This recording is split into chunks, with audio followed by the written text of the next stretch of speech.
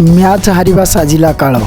ICC point table ର୍ୟାଙ୍କିଂରୁ ତଳକୁ ଖସିଲା ଭାରତ। ବର୍ତ୍ତମାନ ସମୟରେ ଭାରତ ଓ ନ୍ୟୁଜିଲାଣ୍ଡ ମଧ୍ୟରେ ଟେଷ୍ଟ ମ୍ୟାଚ୍ ଆରମ୍ଭ ହୋଇଛି ଏବଂ ତୃତୀୟ ଟେଷ୍ଟ ମ୍ୟାଚ୍ ଆରମ୍ଭ ହୋଇଛି ଯେଉଁଥିରେ ଭାରତ ଆଜି 86 ରନ୍ ସଂଗ୍ରହ କରିଥିବା ବେଳେ 4ଟି ୱିକେଟ୍ ହରାଇ ସାରିଛି। ତା ସହିତ ପ୍ରଥମ ଟେଷ୍ଟ ଓ ଦ୍ୱିତୀୟ ଟେଷ୍ଟ ମ୍ୟାଚ୍ ହାରିଛି ଭାରତ ଏବଂ ପଏଣ୍ଟ ଟେବୁଲର ସବୁ ଲିଷ୍ଟରୁ ତଳକୁ ଖସିଛି ଭାରତ।